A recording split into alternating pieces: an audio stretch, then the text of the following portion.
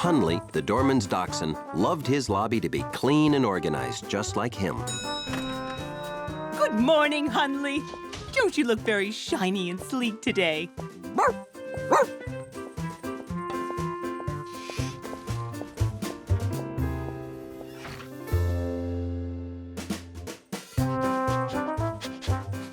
Being long and low made him an excellent finder of lost things.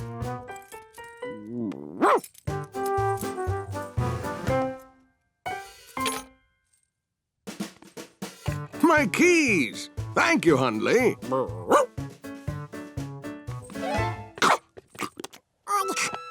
Dante says thank you, Hunley.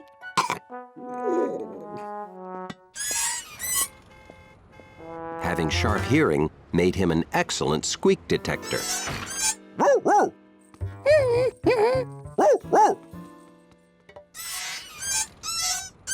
Good ears, Hundley. A doorman's door must look and sound perfect at all times. And his uniform must be spotless.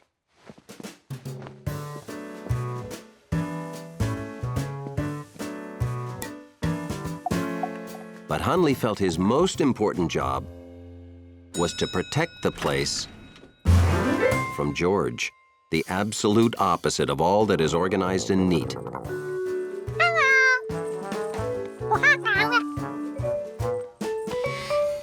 Package for 217. Let's go, Hundley. 217.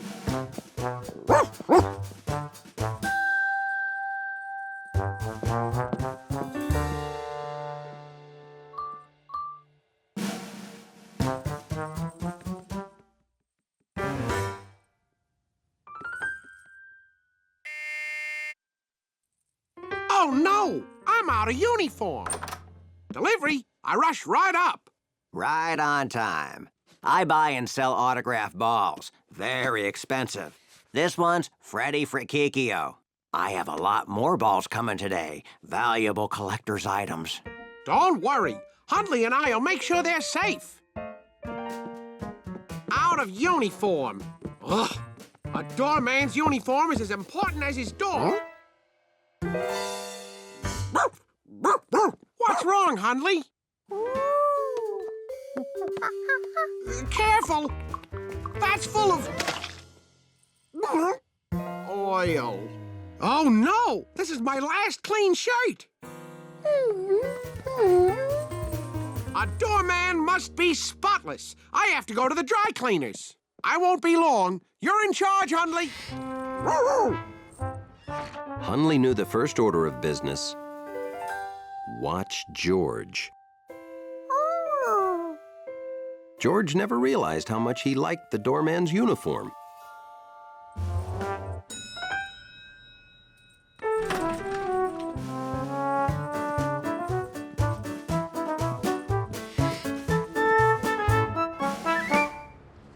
Hunley had never gotten a salute before. He must have been doing an exceptionally good job.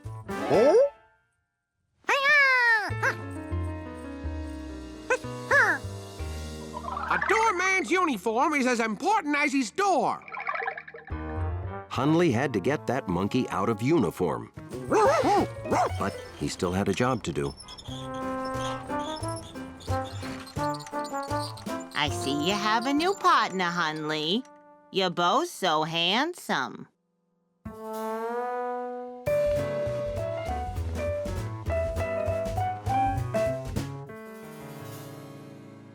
Time is of the essence. How quickly can you clean an oil stain?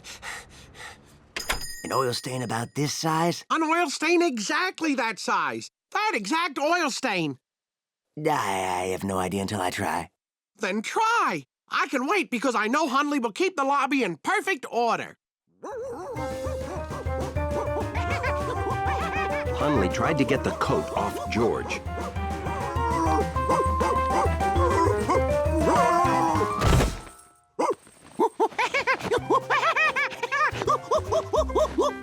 Which is how he found out George was ticklish.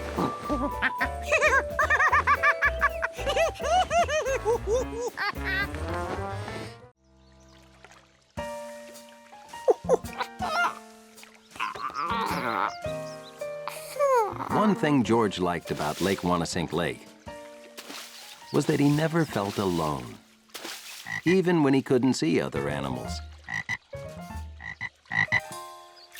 He could tell they were out there.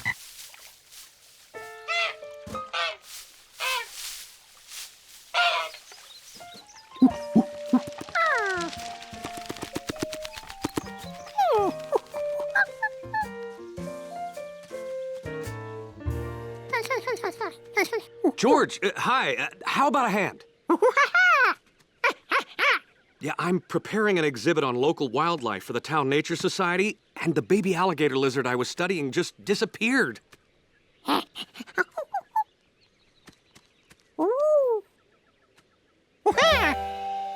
Thanks. Have fun at the lake?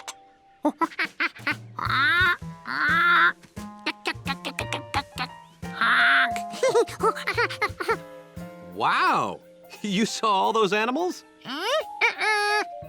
You only heard them? Hey, animal sounds would be great in the exhibit. You want to help me again?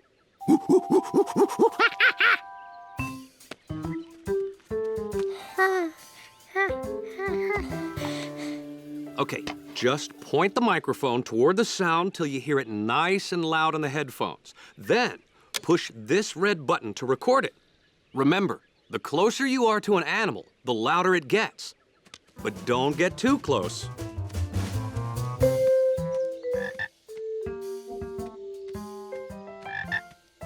This was simple for a smart monkey. All he had to do was follow the sound as it got louder and...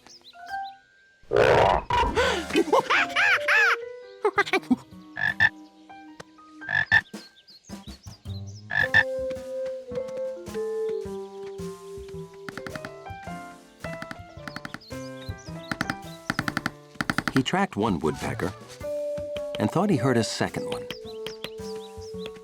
But maybe sounds aren't as simple as they sound.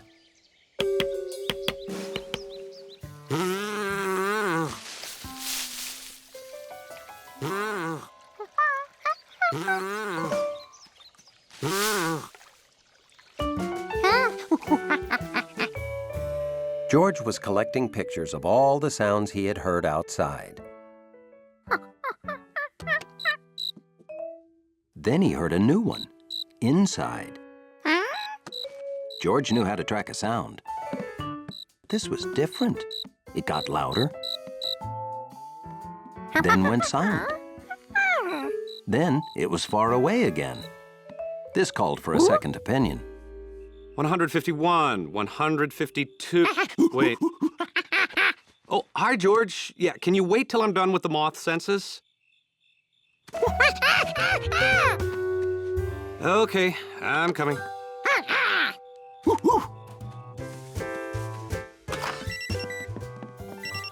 Oh, that's just the smoke detector, George. It needs a new battery. George wasn't sure this was the same sound he'd heard before. And now, back to my moths.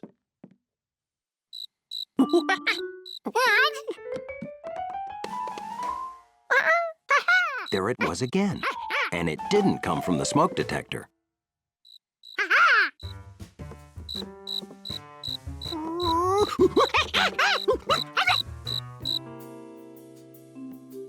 That thing was here somewhere,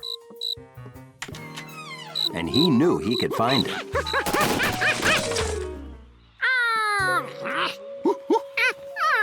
Of course, it must have gone out the window.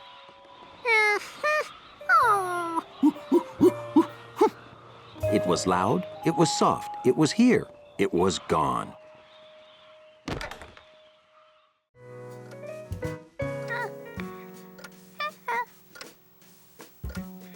George had been counting the minutes all morning. He could hardly wait. Today was dog show day.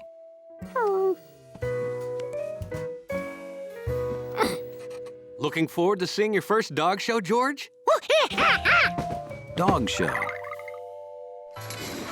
The idea of dogs putting on a show sounded better than anything he'd ever heard. If that's Professor Wiseman, would you please let her in?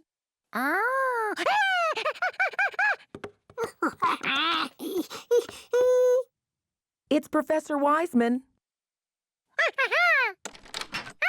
Oh, hello, George. Ready to go? Ready? I have never seen him so excited. I can't go, remember? I have to finish crunching these numbers.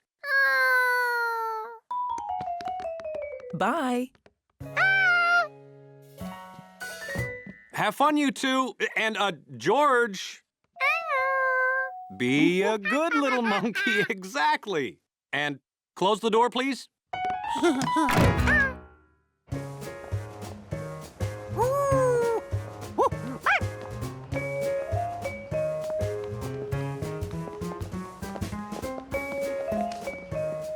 George got more and more excited until the show began. And he found out that a dog show wasn't dogs putting on a show. It was people showing their dogs to each other.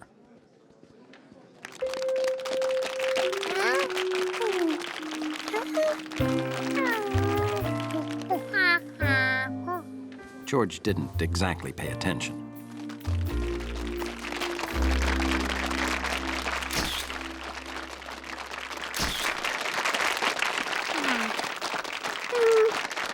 How'd you enjoy the show, George? Aren't all the different breeds fascinating? Would you like to see the winners up close?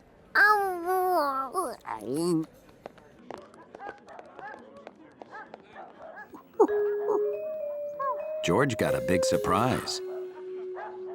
Because when he actually looked at the big ones and the small ones,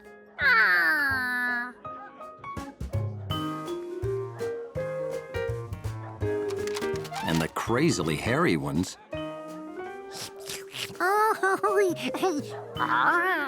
he thought the dog show was great. Have you ever seen so many unforgettable dogs before?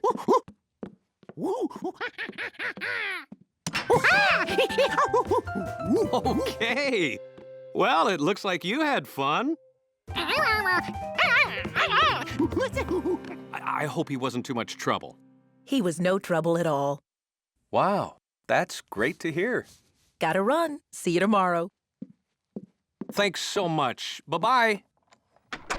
So, you like the dog show, huh?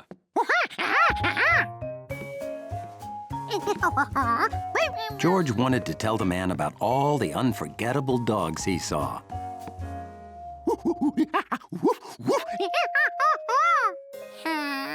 But he only remembered 3.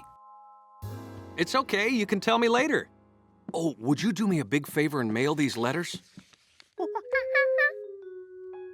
I made a sandwich if you're hungry. And when I'm done, I want to hear about all the dogs. George was afraid he wouldn't be able to tell the man more. Because no matter how hard he tried, he could only remember 3.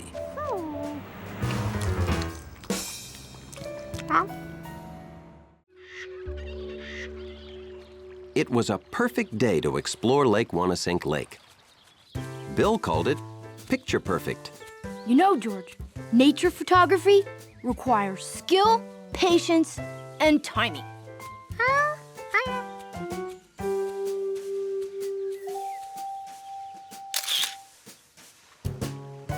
Remember, George, to cross a log, you need exact foot placement and a keen sense of balance.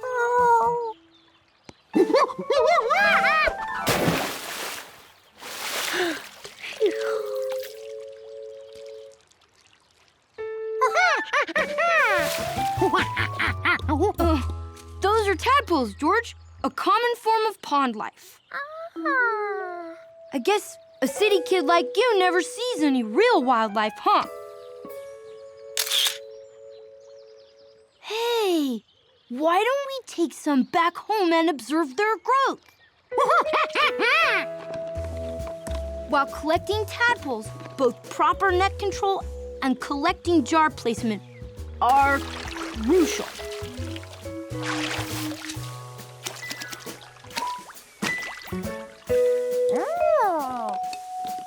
Hey, how'd you like to look after them for me?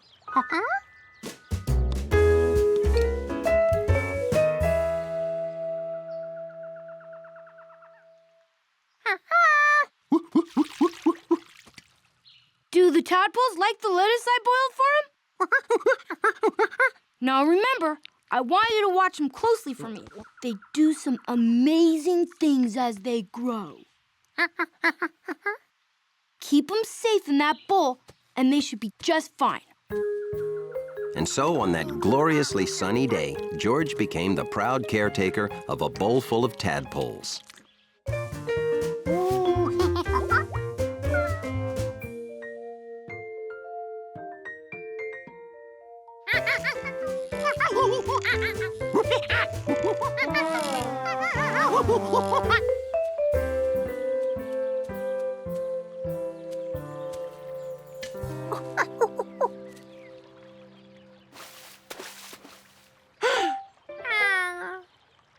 The tadpole's bowl was small. George thought they deserved to stretch their, well, whatever a tadpole stretches, and decided to let them enjoy a quick swim in the lagoon while he went to get their lunch.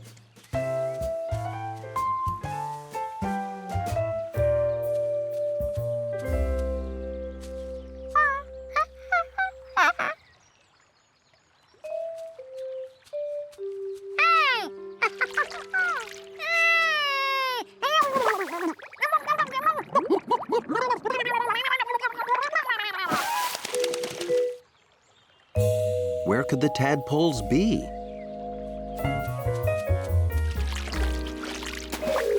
What would he tell Bill? Hey, George! Lagoon exploration is fascinating, isn't it? Oh, by the way, how are my tadpoles doing? See you soon!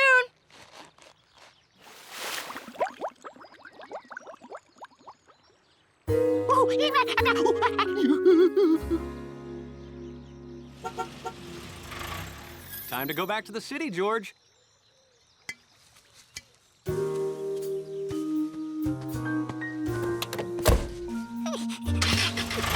George hoped the tadpoles would be okay without a monkey to feed or protect them.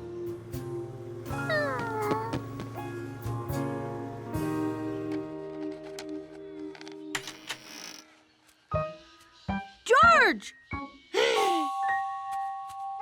Look! My caterpillar is in its pupa stage. I bet kids like you never see that in the city, huh? Hey! Have my tadpoles done anything amazing yet?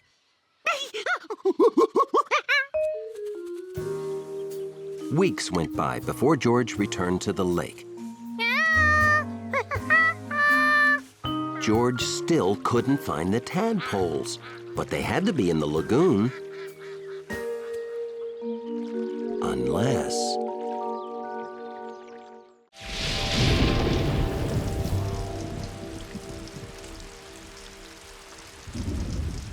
The man with the yellow hat always said the same thing about rainy days in the country.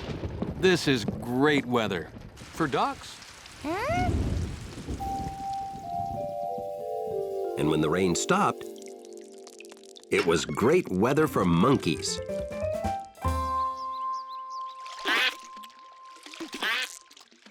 Mud that sounded like a duck when he squished it. Yes, it was duck mud.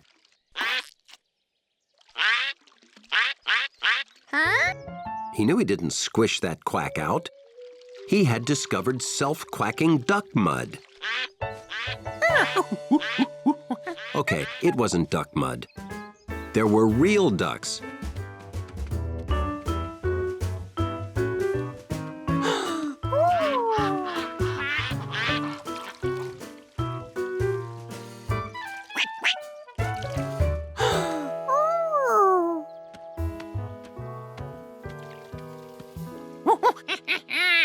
puddle ducks.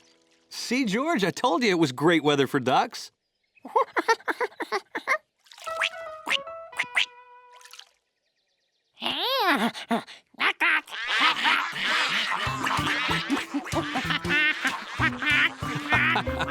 You're gonna be busy, George. Have fun. Jumpy Squirrel suddenly became aware of two things. The rain had stopped, and that hairy duck looked familiar.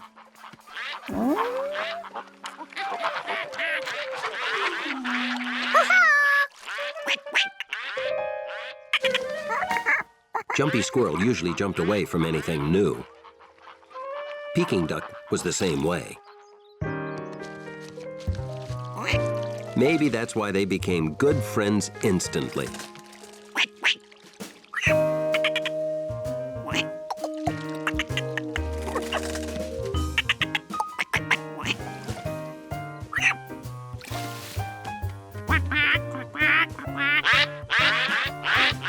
George played by the puddle all day. He even had ducks in his dreams.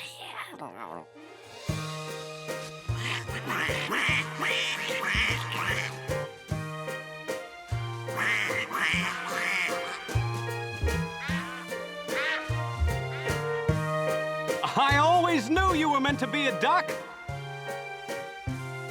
Have a nice flight.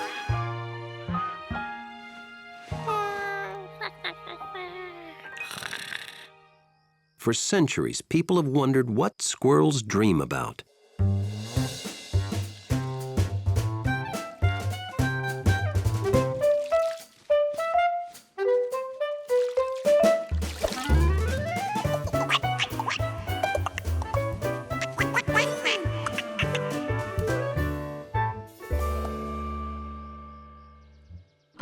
The next morning, George raced out for another day with puddle ducks.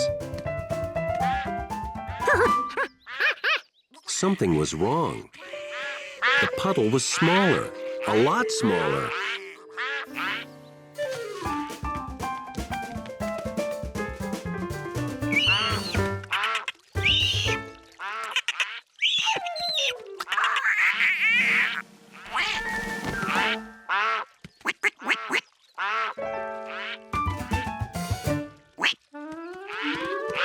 George? Wow, that puddle sure shrunk. Well, puddles soak into the ground. They don't last forever.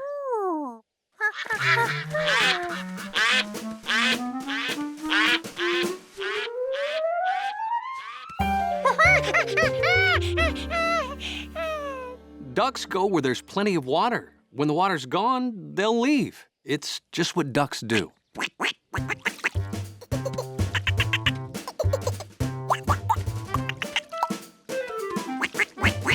You want to come with me to mend fences at the Rankins? Or play with the ducks before they go? For a professional lobby dog like Hunley, it's nice to catch a nap when the lobby is peaceful. But when George lives in your building, guarding against monkey mishaps is always more important than sleep. Good morning. Headed out to have fun? No, going to Dr. Baker for my annual checkup.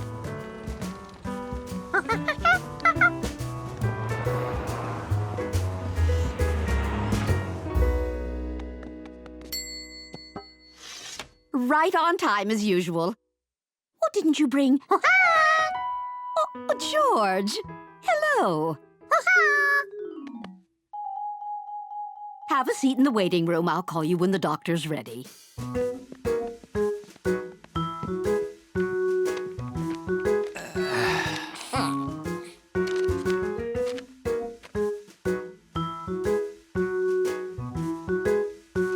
George learned that the thing you need most in a doctor's waiting room is patience. A mysterious sound. George listened as quietly as he could. Dr. Baker will see you now. Oh, great. Come on, George. We're finally getting out of the waiting room.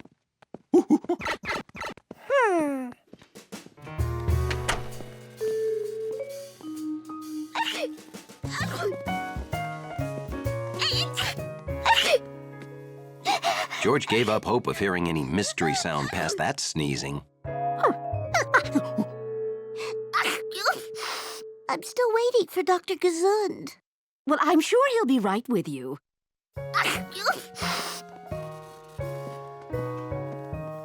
Excuse me, has Dr. Gesund seen you yet? No. Where is he? He should be right with you. You're waiting for Dr. Gesund, too? He should be right with you. Oh, hi, Doctor. You remember George? How could I forget? Before your last checkup, I never knew the X-ray machine fit out the window. Dr. Baker, have you seen Dr. Gesund? His patients are waiting. No. You should check the X-ray room. And you should take off your shirt for the examination. Yeah, sure, Doc. George thought he'd like to be a doctor because Dr. Baker seems so smart. And he got to wear a really great white coat.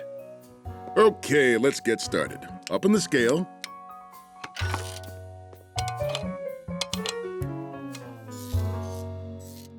Whoa, I think you need to cut out the desserts. You've gained some weight. What? I have maybe one donut a month. I run marathons. It's impossible.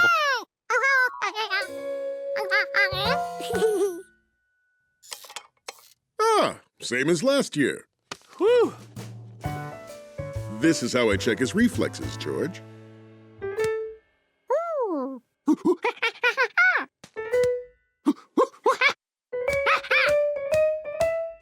My knee's starting to get sore.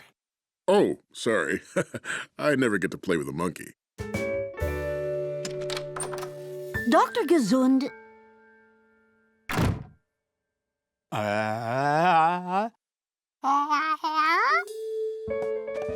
Okay, take a long, deep breath. I don't like the sound of that breathing. No, George was... Whoa.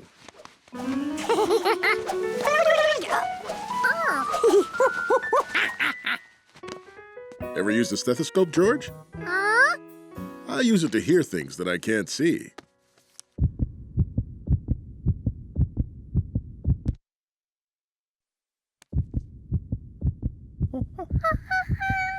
That's the sound of my heart.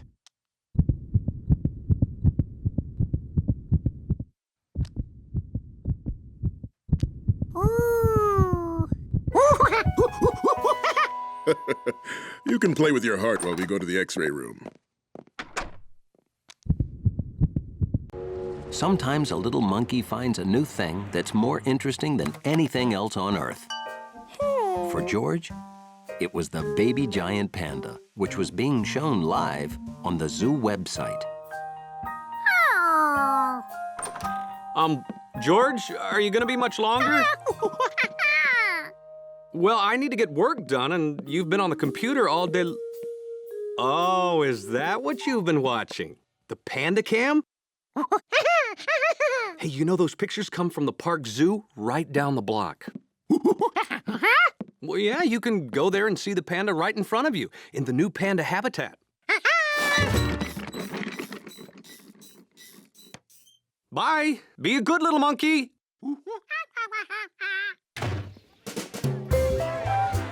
There was one thing on George's mind. Baby panda. Baby panda. Baby panda.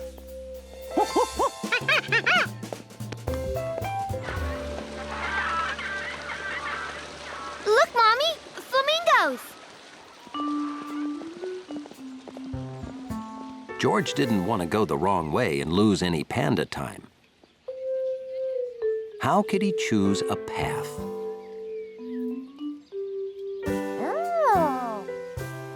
A nice big map. George decided to take it and follow the pictures to guide him through the zoo.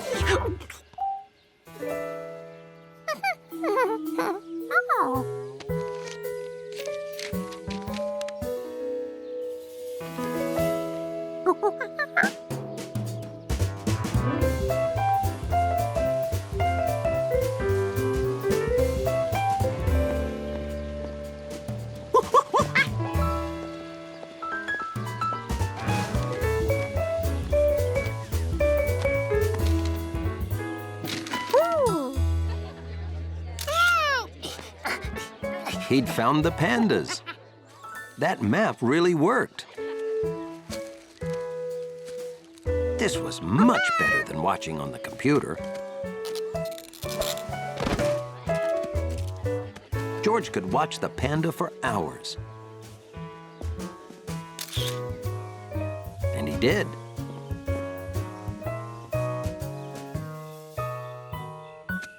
Until he felt like that baby would never get any leaves to eat.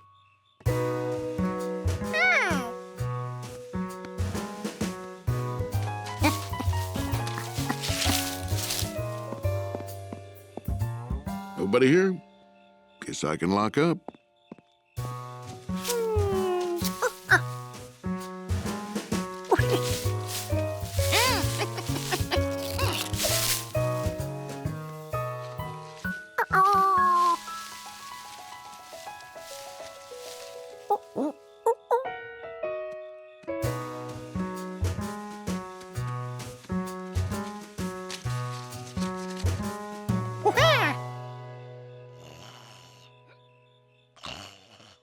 Time flies when you're watching pandas. George realized he'd better go before they close the zoo.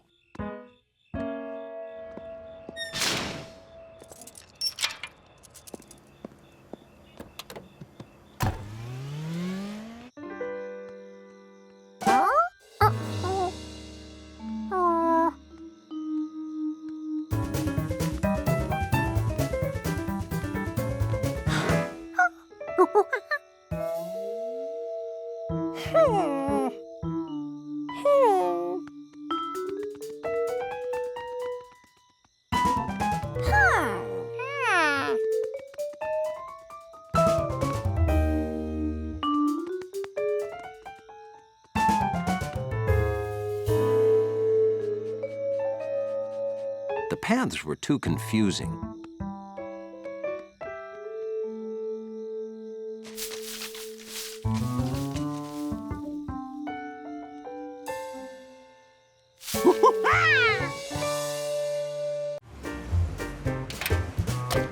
George liked visiting Professor Wiseman because she did so many different things. This time, she was helping out on a rocket launch. And the man with the yellow hat was going to ride the rocket. So, you ready to be the first average untrained person shot into space? I sure am. There's only room for one, George, but I have a special seat for you right beside me so you can watch. This is Dr. Alvin Einstein and Professor Anthony Pizza. Wow. Are you related to the famous... No, I'm not. Me neither. The International Space Station's food supply has run out. We found a peanut. It was in the cushion of my chair. This man with the yellow hat will bring your food supply today. So then it's okay to eat the peanut now? Well, should he? No, I'm not sure. Oh, yes, I think it. Yes, you may eat the peanut. So, this is your rocket designed by Professor Wiseman. It's up to you to launch the food payload at exactly the proper moment. After it detaches from the rocket, it will connect to the space station. Can we count on you? Sure can.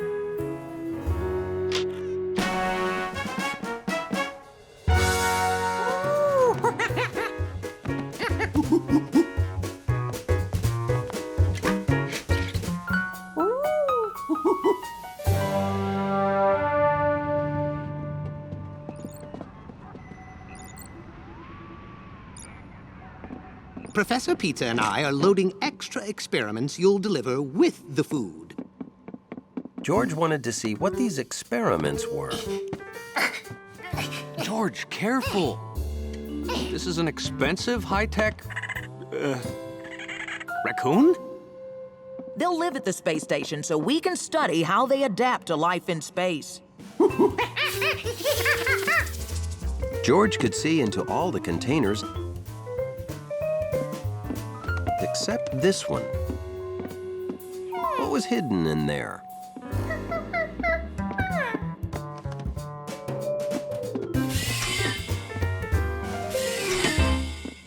Show him the most important part. These keypads launch the payload. You hit these 2 keys on each pad at the same time. On all 4 at the same time? Yes, at the exact moment the rocket passes the space station.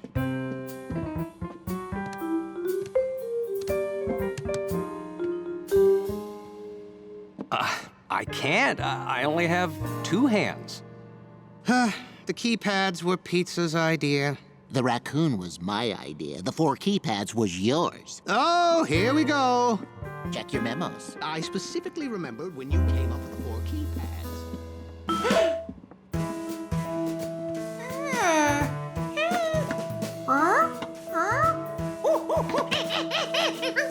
Oh, we have to scrub the mission. Or find an astronaut with 4 hands. Hey.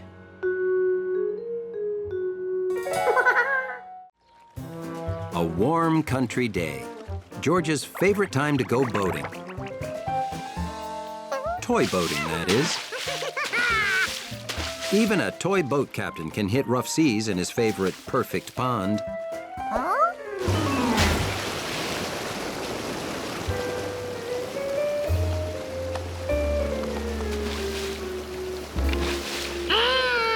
Sea captains don't cry, they make repairs. Or ask a friend to. I can have it fixed for you first thing tomorrow morning, Captain.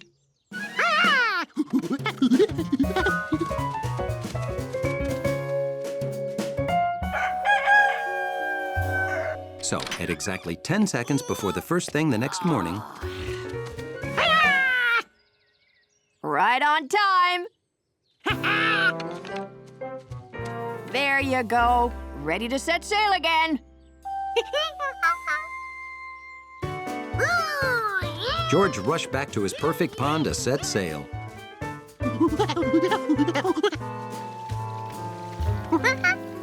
Now he had a boat, but no pond. And the creek was only a trickle. Where could a whole pond go? He didn't find his pond, but he found a strange wall in the creek.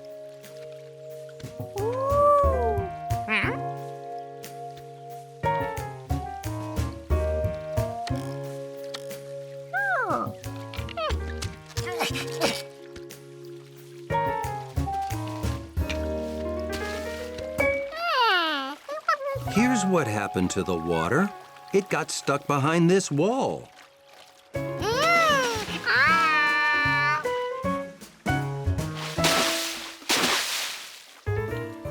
Hey, George! Looking for the beaver family? The beavers built their dam to make this great pond. Bet you never see beavers working in the city, huh?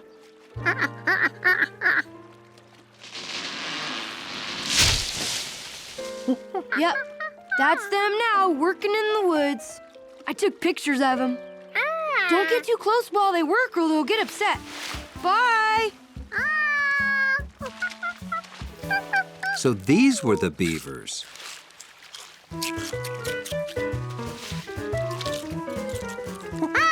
George tried to tell them their branches were floating away. He must have gotten too close.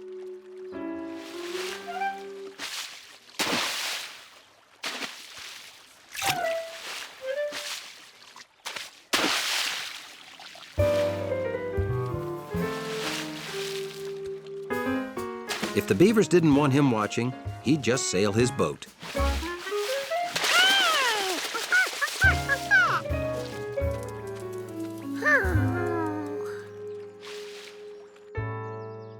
If they wouldn't share their pond, he'd make his own. All he had to do was build a dam like they did.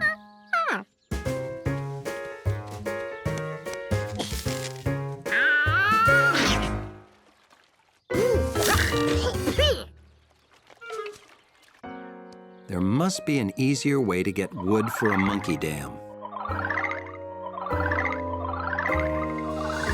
Mrs. Rinkin's scrap wood. Been having lots of fun with your boat? Oh, you want the scrap wood, do you? Take it. I'll even hitch the cart to Leslie to help haul it. Now he had wood. What else would be good for stopping water? It was summertime, and the city was trapped in a heat wave. A real scorcher. But there was one city dweller who was not hot. George was in the country, where things were much, much cooler. Oh, whoa! You call that a cannonball? I'll show you a cannonball! George loved the country. It had lots of great stuff the city didn't have. You could hear frogs croaking. You could feel the breeze from a hummingbird's wings when it spun around the flowers. At night, you could see a sky full of stars. What you doing, George? Stargazing? No one knows exactly how many stars there are. Not even scientists. That's when George thought, maybe it's time somebody found out.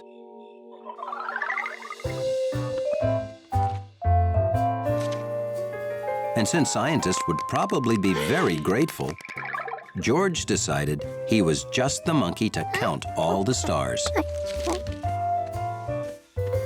The most important rule in star counting was keeping track. George marked each star down on his pad.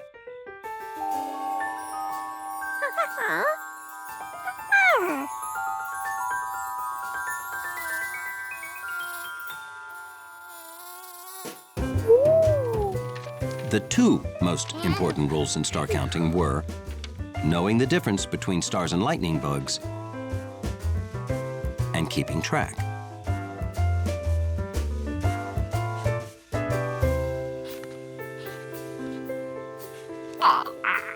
Third rule, the other two rules don't matter if you don't stay awake.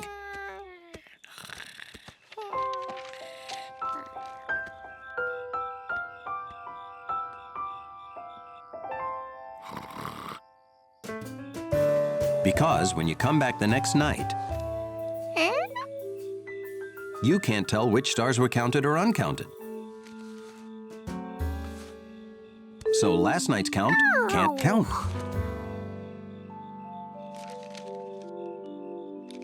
And you have to start all over. The only solution, counting them all fast before you fall asleep. Like this. 1, 2, 3, 4, 5. 1, 2, 3, 4, 5. 1, 2, 3, 4, 5. 1, 2, 3, 4, 5.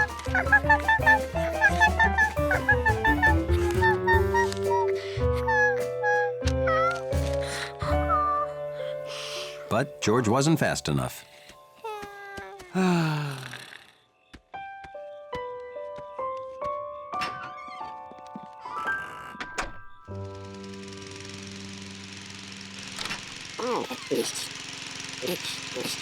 Morning, fellas! Oh, hi, Bill. George was up late counting stars. Too bad you can't count them now, huh? They're always there, you know. We just can't see them on account of the sun being so bright. George wasn't so sure about that. He wondered what really happened to stars during the day. Maybe they slept. Or maybe they got blown out like candles. Then again, maybe there was a guy named Lenny who just pulled a switch. Wherever they went, you can't count something that isn't there. George wasn't gonna quit. There had to be a way to count stars and go to sleep too. He just had to figure it out.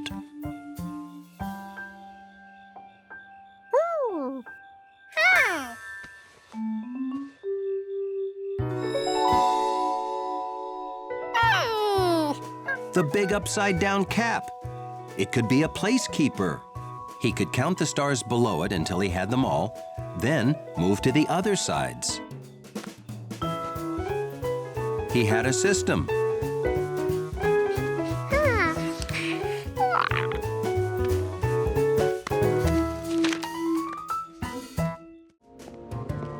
To Hundley, nothing beat being a wiener dog on a sunny day. It was so much more dignified than being a sweaty, tired-looking man. Back from the marathon already? And you won a trophy? 17th place? Congratulations!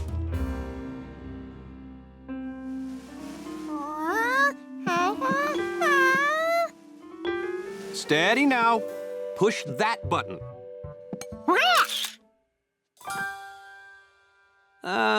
Let's put it there, next to my cow pasture sprint trophy.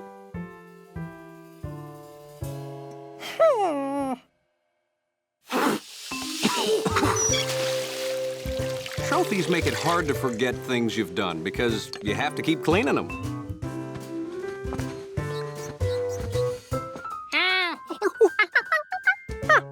Yeah, I got that for climbing and mapping what they now call Yellow Hat Mountain. You'll win trophies someday. A trophy is a reward for doing something well. So maybe best at being a good little monkey. George figured there wasn't much chance of that, but maybe for something else, someday.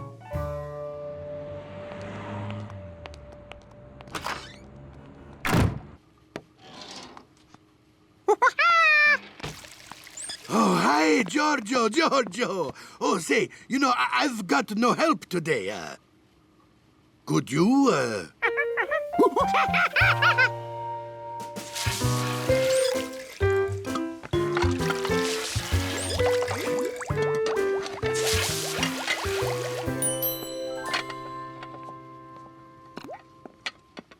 All done! Thank you so much. Grazie.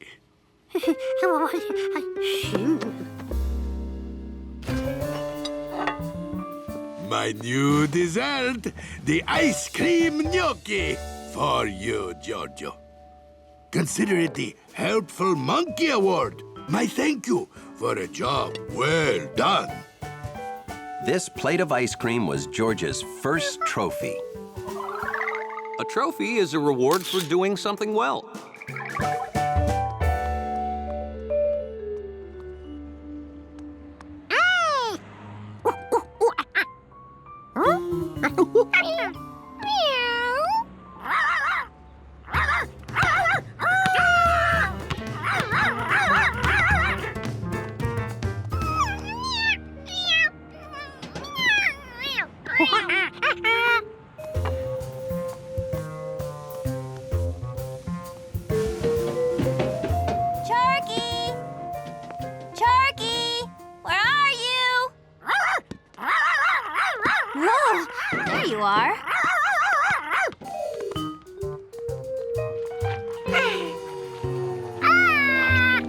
Who would have done this?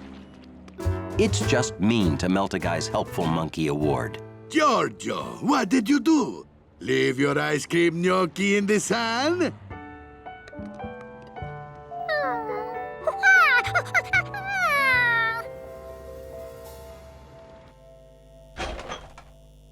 Well, maybe I can still use it for something.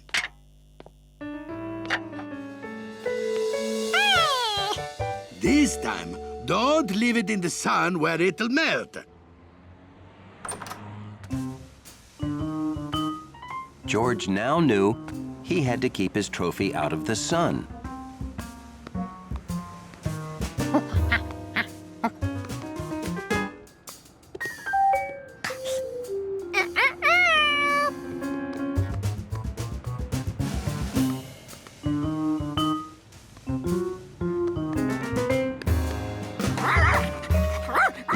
George.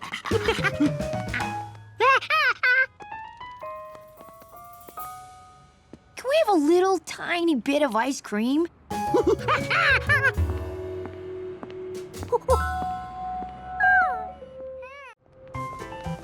It had been a particularly rewarding day at the going out of business store. George couldn't imagine how this day could get any better. Or maybe it could. Mabel's department store had added a fresh, homemade candy counter.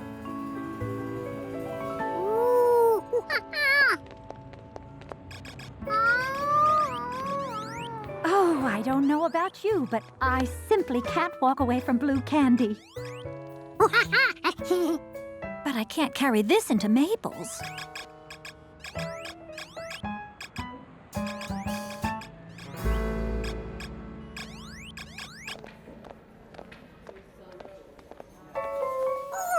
The pyramid sort of enhances the pinkness, don't you think?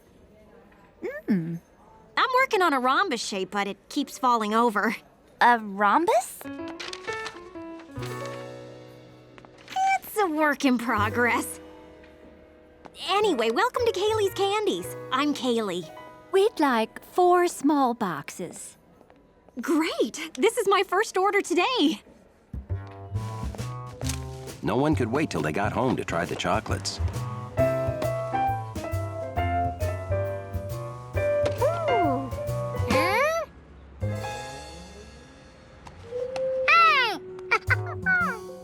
Hey, George's box has 4, not 6. You got shortchanged. He can have 2 of mine. I just wanted to taste anyway. So can I have your other 3? George didn't think it was fair for anyone to sacrifice. There was only one right thing to do.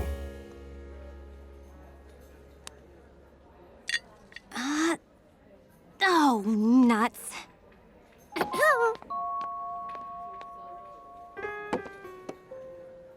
Oh, you want to buy 2 more? You're missing 2. How do I know you didn't eat them? You most certainly haven't eaten any chocolate. Boy, you sure have nice teeth. Pick any 2 you want. Sorry I shortchanged you. I put some of these boxes together at home and my cat distracts me.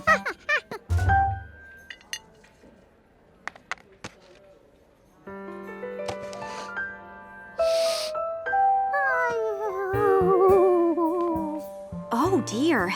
I need to pick up more stock, but I can't just leave. Hey, would you mind watching the counter? You're obviously extremely honest, and I've hardly had any business all day. All you have to do is watch the chocolates while I'm gone. Thank you so much.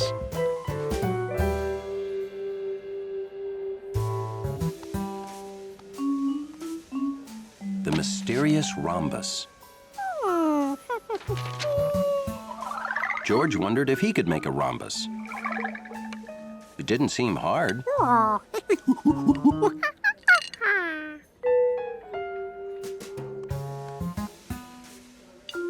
Why did other shapes stack better?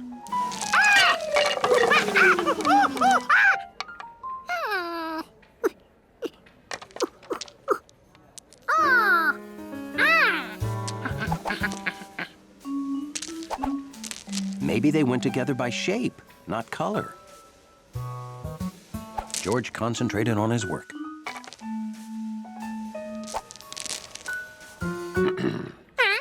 George hadn't expected any customers. I want a box of chocolates for my wife. Do you have mints? Are these mints? Well, what are those?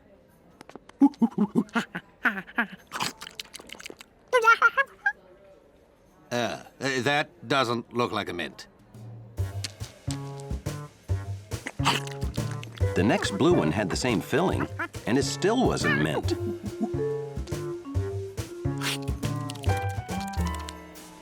Well, don't you have a flavor chart?